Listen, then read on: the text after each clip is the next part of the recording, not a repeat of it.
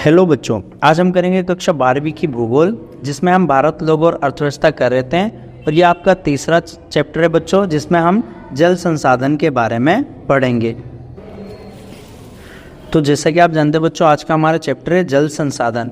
और जल एक बच्चों कैसा संसाधन है? चक्रीय संसाधन, यानी इनका हम बार बार इस्तेमाल कर सकते हैं। जल संसाधन बच्चों एक चक्रीय संसाधन है, यानी इनको हम दोबारा प्राप्त कर सकते हैं।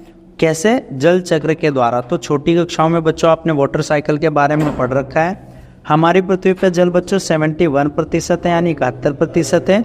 जल दो प्रकार का है बच्चों, एक अलवणीय पानी यानी सैलीन है, और एक लवणीय यानी जो ड्रिंकिंग है, पीने लायक है। अगला है बच्चों लवणीय, यानी जो ड्रिंकिंग वाटर है वो 97% है। और अलवणीय ये बच्चों यहाँ पे अलवणीय कितना है? 97% है। तो बच्चों हम करेंगे आज जल संसाधन के बारे में। जल एक बच्चों चक्रीय संसाधन है, यानी जिनका बार बार पुनः हम इस्तेमाल कर सकते हैं, और इनको हम जल चक्र के द्वारा पुनः प्राप्त कर सकते हैं। पृथ्वी पे बच्चों हमारे 71% पानी, और ये जब से पृथ्वी बनी 4.6 अरब साल से बच्चों इतना ही पानी हमारे पृथ्वी पे पाया जाता है। जल बच्चों दो प्रकार का है, एक अलवणीय जल। अलवणीय का मतलब होता है कि जो खारा नहीं है ना, तो ये ध्यान रखना। उसके बाद आता है बच्चों ये 3% है, जिनको हम पीते हैं। अगला है लवण वाला जल बच्चों 97% है, और ज़्यादातर हमारे वहाँ पे बच्चों लवण वाला जल है, यानी इनको हम पी नहीं सकते हैं, समुद्र में खारा पानी है। अगर पूछे बच्चों विश्व में हमारे पास क्षेत्रफल कितना है बच्चों? 2.4% है, लेकिन विश्व का बच्चों 4% जल हमारे पास है ना। और 17.5% जनसंख्या हमारे वहाँ पे विश्व में निवास करती है। यदि पूछे बच्चों कुल विश्व का हमारे वहाँ पे क्षेत्रफल, तो 2.4% है बच्चों, लेकिन जल बच्चों कुल विश्व का हमारे वहाँ 4% पाया जाता है। जनसंख्या बच्चों 17.5% निवास करती है। जल संसाधन के बच्चों दो प्रमुख स्रोत है, एक है धरातलीय जल संसाधन, एक है भौम जल संसाधन। धरातली मतलब जो ऊपर पाए जाते हैं, जैसे नदियाँ हो गई, झीलें हो गए, तलैया हो गया, तालाब, ये धरातलीय जल संसाधन में आते हैं। भौम जल में बच्चों आपका कुएं और नलकूप इत्यादि आते हैं, जो कि भौम जल के प्रमुख स्रोत हैं। तो जैसा कि आप जानते हैं बच्चों, जल संसाधन के स्रोत कितने? दो हैं, एक धरातलीय, एक है भौम जल है। अगला है बच्चों आपका कि हम इनका प्रयोग कहाँ कहाँ पर करते हैं। तो कृषि, घरेलू और उद्योग में बच्चों धरातलीय जल का बच्चों 89% कृषि में इस्तेमाल करते हैं, और भौम जल 92%, घरेलू में 91%, और इसमें 3% बच्चों, 2% और 5% हम इनका प्रयोग करते हैं। यदि आपसे पूछे बच्चों भारत में वर्षा, तो 4000 घन क्यूबिक सेंटीमीटर भारत में क्या होती है? वर्षा होती है। लेकिन इसका सिर्फ 1869 घन किलोमीटर ही हमें मिलता है बच्चों। बाकी जल चक्र के माध्यम से जल चक्र के प्रक्रिया में पार्टिसिपेट करते हैं बच्चों। तो 1869 का भी बच्चों 60% सिर्फ, यानी 1122 घन किलोमीटर का ही हम उपयोग कर पाते हैं। तो ये भी ध्यान रखना, जिसमें से 690 जो धरातल में होता है, और 432 क्या होता है? भौम जल होता है। तो ये आपके महत्वपूर्ण प्रश्न बन सकते हैं। अगला आएगा बच्चों नदी में जल प्रवाह की निर्भरता किस पे डिपेंड होती है। तो सबसे पहले हम देखते हैं कि जल ग्रहण का क्षेत्र या आकार कितना है उसका, तो उस पे भी कि नदी में कितना क्षेत्र, वो बड़ा जल ग्रहण क्षेत्र है तो वर्ष भर प्रवाह करेंगे, जैसे सिंधु, गंगा और ब्रह्मपुत्र नदी हो गए बच्चों। और जल ग्रहण में हुई वर्षा पे भी निर्भर करता है। वर्षा मतलब बच्चों कि कुछ मौसमी नदियाँ होती हैं जो बारिश होती हैं, जब भी उनमें पानी होता है, बारिश खत्म हो जाती है तो उसमें पानी नहीं होता है। भौम जल का बच्चों अधिक उपयोग कहाँ कहाँ होता है? तो पंजाब हो गया, राजस्थान हो गया, तमिलनाडु हो गया, ये अधिक सिंचाई वाले क्षेत्र होते हैं, और यहाँ पे भौम जल का बच्चों सर्वाधिक इस्तेमाल होता है। तो ये आपको ध्यान में रखना है। उसके बाद बच्चों ये अधिक सिंचाई वाले क्षेत्र हैं, और भारत में जल की मांग बच्चों कहाँ पर? सिंचाई व्यवस्था में क्या है? बहुत ज़्यादा अधिक है, यानी अधिक जल की मांग कहाँ पर है? सिंचाई व्यवस्था में है। अगला महत्वपूर्ण प्रश्न आता है बच्चों कि भौम जल के अधिक उपयोग के क्या क्या दुष्परिणाम है। यानी जमीन से अगर हम पानी ज़्यादा निकालेंगे तो जाहिर सी बात है बच्चों उसके कई सारे दुष्परिणाम होंगे। जैसे पंजाब और हरियाणा में बच्चों क्या है, सिंचाई के लिए भौम जल का बहुत ज़्यादा प्रयोग कर लिया है ना। पश्चिमी यूपी हो गया, तो वहाँ पे जल का जो स्तर है पहला नंबर तो नीचे हो गया। यानी पहला तो पॉइंट ये बनेगा बच्चों आपका कि जो अधिक उपयोग करेंगे तो जल का जो स्तर है ना वो नीचे चला जाएगा, यानी पानी बहुत नीचे में मिलेगा। दूसरा आता है बच्चों कि राजस्थान महाराष्ट्र में अधिक जल निकालने से क्या है, जो जमीन के जल है ना उसके नीचे एक केमिकल है बच्चों जिसका नाम है फ्लोराइड है, इसकी मात्रा बढ़ गई है। और जब फ्लोराइड वाला पानी हम पियेंगे तो इससे हमारी हड्डियां क्या होती हैं, कमजोर हो जाती हैं। तो ये भी ध्यान रखना है। तीसरा पॉइंट आता है बच्चों कि पश्चिम बंगाल हो गया, बिहार के कुछ भागों में क्या है, आर्सेनिक है जो कि एक विशेष प्रकार की धातु है, उसकी मात्रा भी बढ़ गई है। तो जल स्तर नीचे होगा, फ्लोराइड बढ़ेगा, आर्सेनिक बढ़ेगा, तो ये आपको ध्यान में रखना है। भौम जल के ज़्यादा उपयोग से कई सारी समस्याएं होंगी। यानी जब धरातल के नीचे पानी नहीं रहेगा, जबकि मेन क्या है, लॉजिक क्या कहती है, धरातल के नीचे पानी होना चाहिए, वो नहीं रहेगा तो फ्लोराइड बढ़ेगा, आर्सेनिक बढ़ेगा, जिससे हमें भविष्य में हानि उठानी पड़ सकती है। इसी प्रकार से बच्चों कृषि उत्पादन को बढ़ाने के लिए कई सारी पंचवर्षीय योजना लाई गई हैं। जैसा कि मैं आगे आपको चैप्टर में पढ़ाऊंगा बच्चों, पंचवर्षीय योजना टोटल कितनी, आखिरी पंचवर्षीय योजना कौन सी थी, 12वीं थी, और 2012 से लेकर 2017 तक थी ये, है ना। तो ये भी ध्यान रखना है आपको। पंचवर्षीय योजना आई थी बच्चों, और साथ ही साथ में सिंचाई विकास के लिए और प्राथमिकता दी गई थी। बहुउद्देशीय नदी घाटी परियोजनाएं शुरू की गई थी जिसमें हमने बांधों का निर्माण कराया गया था। जैसे बच्चों भाखड़ा नांगल बांध है, हीरा कुंड, दामोदर घाटी, इंदिरा गांधी नहर, जिसको बच्चों पहले राजस्थान नहर के नाम से जानते थे। ये सारी परियोजना, नागार्जुन सागर परियोजनाओं का उद्घाटन हुआ था, विकास हुआ था। क्यों बच्चों, ताकि कृषि क्षेत्र को डेवलप कर सकें, सिंचाई के उन्नत साधन विकास कर सकें। तो ये आए थे बच्चों। दूसरा कॉन्सेप्ट आता है आपका लेगून और पश्च झील के बारे में। अगला है बच्चों आपका लेगून और पश्च झील। तो लेगून जैसा कि आप जानते हैं बच्चों कि लेगून का मतलब कि पानी जो है ऊपर जाएगा तो कितना, जाता तो 100 है लेकिन आता सिर्फ कितना है, 60, यानी कुछ पानी वहीं पे जो है अटक जाता है बच्चों। तो ऐसी झीलों को लेगून कहते हैं। पश्च झील, पश्च जल कहते हैं बच्चों, यानी पश्च जल क्या है कि जाएगा ज़्यादा आएगा कम, तो उसे हम पश्च जल कहते हैं। और साथ ही साथ में लेगून पूछे बच्चों, तो लेगून मतलब जो 3 तरफ से भूमि से घिरा हुआ होता है और एक तरफ से जल से घिरा होता है, ऐसी झीलों को बच्चों लेगून झीलें कहते हैं। और इनका इस्तेमाल बच्चों मछली पालन में किया जाता है और चावल की कुछ निश्चित किस्म और नारियल की सिंचाई के लिए किया जाता है। केरल, उड़ीसा में बच्चों आप जानते हैं चिल्का झील। यदि आपसे पूछे बच्चों चिल्का झील कहाँ पर है, तो उड़ीसा में है, पश्चिम बंगाल, है ना। ये सारी खारे पानी को उपयोग भी हम कर सकते हैं बच्चों। खारे पानी का उपयोग कहाँ होता है, मछली पकड़ने में, चावल की खेती करने में।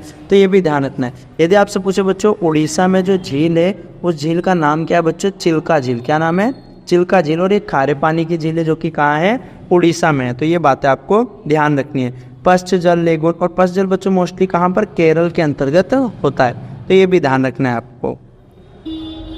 अगला महत्वपूर्ण है बच्चों आपका जल की गुणवत्ता, यानी क्वालिटी कैसी है, जल की गुणवत्ता क्या है। तो जल की गुणवत्ता यानी जल की शुद्धता होता है, यानी बाहरी पदार्थ से रहित जल, यानी बाहरी पदार्थ नहीं होने चाहिए। जैसे सूक्ष्म जीव हो गया, है ना, रासायनिक पदार्थ हो गया, उद्योग धंधे और घरेलू अपशिष्ट, ये सारे चीज़ें जल में नहीं रहेंगे तो क्या होंगे, अपने आप में क्या होती है, जल की गुणवत्ता अच्छी होती है। जल की गुणवत्ता बच्चों कमी यानी जल प्रदूषण कहलाता है। जल प्रदूषण किसे कहते हैं, जब जल की गुणवत्ता में कमी हो जाती है।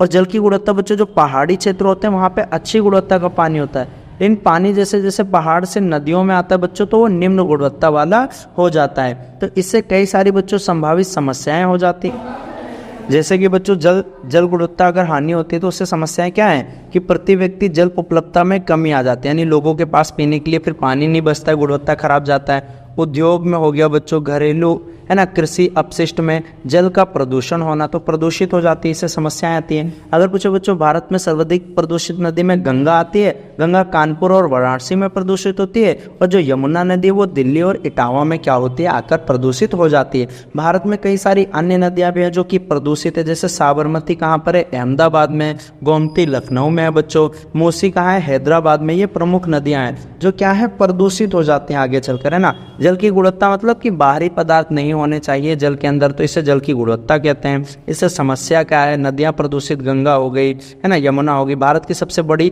गंगा नदी है जो कि 2525 किलोमीटर तक लंबी है। अगला है बच्चों कि सतत विकास के लिए जल प्रबंधन और जल के प्रबंधन के लिए क्या क्या उपाय किए गए हैं, यानी ताकि सतत विकास कर सकें हम बच्चों, है ना। सतत विकास हेतु जल प्रबंधन के लिए क्या क्या उपाय किए गए हैं, इसके बारे में बच्चों आपके एग्जाम में महत्वपूर्ण प्रश्न बनता है। और इसमें हमें 5 पॉइंटों को याद रखना है। सबसे पहला पॉइंट है बच्चों जल प्रदूषण से बचाव के लिए सरकार ने क्या क्या किया है। तो नंबर 1, जल प्रदूषण से बचाव के लिए कई सारी संस्थाएं बनाई हैं। दूसरा आएगा बच्चों कि जल का हम पुनः चक्रण और पुनः उपयोग करते हैं। है ना। तीसरा जल संभर प्रबंधन आएगा। चौथा आएगा बच्चों आपका वर्षा जल संग्रहण, यानी बारिश के पानी को हमने इकट्ठा किया है ना। तो ये महत्वपूर्ण 4 बातें हैं जो आपको याद रखनी है। तो पहला, जल प्रदूषण से बचाव के लिए बच्चों हमने CPCB यानी सेंट्रल पोल्यूशन कंट्रोल बोर्ड को बनाया है। SPCB है ना, स्टेट पोल्यूशन कंट्रोल बोर्ड, या मॉनिटरिंग कर जल का, है ना, ये भी कर रखा है। जल प्रदूषण निवारण और नियंत्रित करने के लिए एक अधिनियम 1974 में बनाया बच्चों। जल उपकर समिति 1977 में बनाया। पर्यावरण सुरक्षा एक्ट कब आया था बच्चों? 1986 में। अगर पूछा आपसे पर्यावरण सुरक्षा एक्ट कब आया? 1986 में आया था, है ना। ये सारे कार्यक्रम बच्चों जरूरी नहीं इनसे हो जाए, इसके लिए जन जागरूकता जरूरी, यानी जब लोग जागरूक होंगे जब भी हम जल को बचा सकेंगे। CPCB का मतलब होता है बच्चों सेंट्रल पोल्यूशन कंट्रोल बोर्ड। अगर पूछे जल प्रदूषण निवारण नियंत्रण अधिनियम कब आया? 1974 में आया था बच्चों। जल उपकर 1977 में आया है। 1986 में क्या था? पर्यावरण सुरक्षा एक्ट कब आया है? 1986 में आया है। तो ये बच्चों प्रमुख जल प्रदूषण से बचाव के लिए कुछ कार्यक्रम थे। अगला है बच्चों आपका कि जल का पुनः चक्र और पुनः प्रयोग किया जाना चाहिए, यानी दोबारा इस्तेमाल कर सकते हैं, पुनः चक्र कर सकते हैं। हम एक काम कर सकते हैं बच्चों कि कम गुणवत्ता वाले जल का क्या है, ज़्यादा उपयोग करें, उद्योग और बागवानी में उन्हीं का इस्तेमाल करें, और जो अच्छी गुणवत्ता का जो पानी है ना उसको सिर्फ पीने के लिए बचा कर रखें, इससे भी हम जल को बचा सकते हैं। तीसरा बच्चों जल संबंध प्रबंधन कर हम कर सकते हैं, यानी वाटर शेड मैनेजमेंट कर जो धरातल का जल है और जो भौम जल है ना, दोनों का अच्छे से हम कुशल प्रबंधन कर सकते हैं, सही से हम उनको मैनेजमेंट कर सकते हैं। जैसे बच्चों जैसे कि हम जानते हैं बारिश का पानी होता है बहता हुआ चला जाता है, तो उसको जल को क्या है, बहते जल को छोटे छोटे बांध बनाकर ना वहीं पर रोक दें ताकि वो नदी नाले में मिलकर अन्य जल को प्रदूषित ना करें, आप वैसे ही फालतू में बहकर न चले जाए। हम तालाब बना सकते हैं, कुएं बना सकते हैं, और इससे हम भौम जल का संचयन कर सकते हैं। तो इसे जल संबंध प्रबंधन कहते हैं, जो कि तीसरा पॉइंट था बच्चों। अब आएगा इसका उद्देश्य क्या था। तो बच्चों जल संबंध प्रबंधन के उद्देश्य है कि जो प्राकृतिक संसाधन है और समाज के बीच ताकि संतुलन उत्पन्न कर दे। जल एक प्राकृतिक संसाधन है, सभी समाज को उपलब्ध होना चाहिए।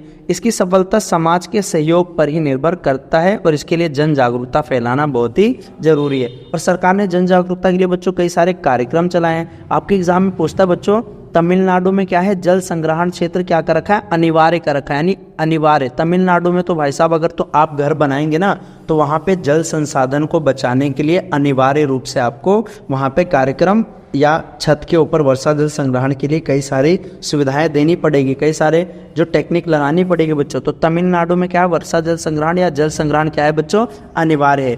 हरियाली अगर पूछे बच्चों कार्यक्रम क्या है, तो हरियाली पेड़ पौधे से रिलेटेड नहीं है, हरियाली कार्यक्रम बच्चों जल से रिलेटेड है, और ये केंद्र सरकार लेकर आई थी। कौन लाई थी?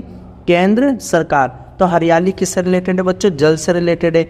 नीरू मीरू, नीरू का मतलब होता है जल और मीरू का मतलब होता है बच्चों आप। तो ये आंध्र प्रदेश की योजना है पानी को बचाने के लिए, नीरू मीरू जल और आप। अरवारी पानी संसद बच्चों अलवर राजस्थान के बारे में है। और इन सभी टेक्निक में क्या, तालाब की खुदाई की गई थी बच्चों, और बांधों का निर्माण किया गया था ताकि हम जल को बचा सकें। हरियाली केंद्र सरकार का प्रोजेक्ट है। नीरू मीरू का मतलब जल और आप होता है बच्चों। अरवारी पानी संसद अलवर राजस्थान में। ये सभी बातें आपको ध्यान में रखनी है। आपकी बुक में बच्चों एक आदर्श उदाहरण दिया है पानी बचाने के लिए, रोलेगंज सिद्धि गांव जो कि अहमदनगर महाराष्ट्र में। इसको आपको क्या करना है, पढ़ना है। ये अन्ना हजारे बच्चों इसमें क्या है, इस आंदोलन से जुड़े हुए थे। उसके बाद बच्चों इसका अंतिम है वर्षा जल संग्रहण, यानी बारिश के पानी को भी हम क्या कर सकते हैं, संग्रहण कर सकते हैं, यानी वर्षा के जल को रोक सकते हैं, उनका भंडार कर सकते हैं। तो इसे वर्षा जल संग्रहण कहते हैं। इसके कई सारे लाभ है बच्चों, जैसे पानी की उपलब्धता को बढ़ाया जा सकता है। आजकल जानते हैं आप कि पक्की सड़कें हो गई, पहले वर्षा होती थी बच्चों तो ज़मीन में पानी जाता था, लेकिन आज क्या है, पक्के से पानी बहता हुआ छोटे छोटे नालियों में जाता है, नाली से नाले में, बड़े नाले में, फिर छोटी नदी में, फिर नदियों में जाकर समुद्र में मिल जाता है। तो पानी बच्चों भूमि के अंदर जा ही नहीं पाता। तो अगर वर्षा जल संग्रहण करेंगे तो पानी की उपलब्धता बढ़ जाएगी और भूमिगत जल स्तर में भी वृद्धि हो जाएगी बच्चों, क्योंकि हम उनका इस्तेमाल ही नहीं करेंगे ज़्यादा। जो फ्लोराइड हो गया, जो नाइट्रेट्स हो गया, ये जो प्रदूषक बढ़ते थे ना, भूमिगत जल की गुणवत्ता को है ना जो कम कर देंगे, और इससे भूमिगत जो जल है ना उसकी गुणवत्ता बढ़ जाएगी।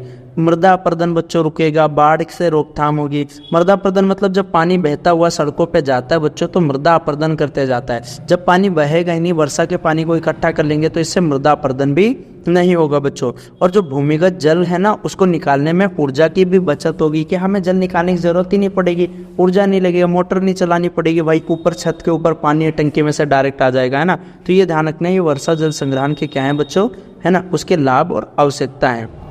अगला है बच्चों वर्षा जल संग्रहण की प्रचलन विधि में क्या है। तो आप जानते हैं बच्चों वर्षा जल संग्रहण में झील बना देते हैं, हम तालाब बना देते हैं, कुंड या टाका बना देते हैं। जो राजस्थान में बच्चों इसको कुंड या टाका कहते हैं। और ये जमीन के नीचे टंकी बना देते हैं, बारिश का पानी होता है उसमें इकट्ठा कर लेते हैं ना। सर्विस कूप बना देते हैं, है ना, द्वारा घर की जो छतों पे जल संग्रहण कर लेते हैं। पुनर्भरण कूपों में वर्षा का जल संग्रहण करते हैं ना। जल संभर प्रबंधन के द्वारा, है ना, चेक डैम बना देते हैं। तो ये सारी चीज़ करते हैं। और बच्चों नदियों को आपस में जोड़ देना भी वर्षा जल संग्रहण की एक प्रचलित विधि के अंतर्गत आता है। तो ये था बच्चों आपका वर्षा जल संग्रहण और वर्षा जल संग्रहण के वो। इसके अंतर्गत हमने क्या पढ़ा बच्चों, एक महत्वपूर्ण प्रश्न है कि सतत पोषणीय विकास के लिए जल का प्रबंधन और उपाय बताओ। तो पहला मैंने जल प्रदूषण से बचाव बताया बच्चों। उसमें हमने CPCB central pollution control board, जल प्रदूषण निवारण और नियंत्रित अधिनियम 1974 के बारे में पढ़ा। जल उपकर 1977 में आया था और पर्यावरण सुरक्षा एक्ट 1986 में आया था।